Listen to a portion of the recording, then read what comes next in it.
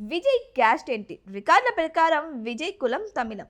అవును, తన కొడుకు మీద కులముద్ర పడకూడదని విజయ్ తండ్రి చంద్రశేఖర్ స్కూల్ రికార్డుల్లో కులం పేరును తమిళంగా రాశారు.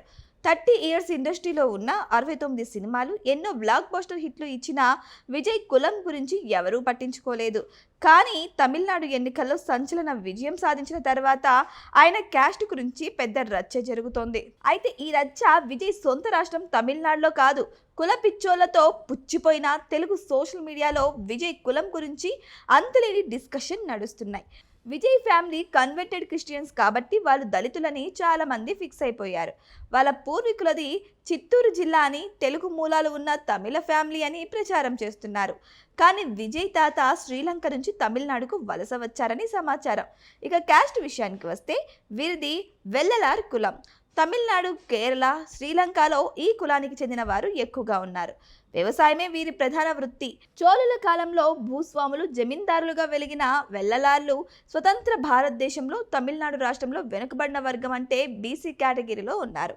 అంటే అందరూ అనుకున్నట్టు విజయ్ ఎస్సీ కాదు, బీసీ. అది కూడా తండ్రి వైపు నుంచి. విజయ్ తల్లి శోభ బ్రాహ్మణ కుటుంబం నుంచి వచ్చారు. కానీ రోమన్ క్యాథలిక్ అయిన విజయ్కి కులం లేదు. ఆ విషయాన్ని తండ్రి చంద్రశేఖర్తో పాటు విజయ్ కూడా గర్వంగా చెప్పుకుంటారు. తమిళనాడు ఎన్నికల్లో విజయ్ క్యాస్ట్ పాలిటిక్స్ చేయకపోయినా కులం ప్రభావం బాగానే కలిసి వచ్చిందని విశ్లేషకుల అభిప్రాయం. తమిళనాడు వెల్లలార్ కులానికి చెందిన ప్రజలు 30% పైగా ఉంటారని అంచనా. ఇక వెల్లలార్ వర్గంలో అనేక ఉపకులాలు ఉన్నాయి. కొంగు వెల్లలార్లు, తులువ వెల్లలార్లు, చోళియా వెల్లలార్లు, దేవేంద్ర కుల వెల్లలార్లు వంటి అనేక సబ్ క్యాస్ట్లు ఉన్నాయి. ఈ కులాలకు చెందిన వారు పేరు చివర గౌండర్, మొదలియార్, పెళ్ళై వంటి బిరుదులు ఉపయోగిస్తారు. 30% పైగా ఉన్నవాళ్ళు వెల్లలార్లు.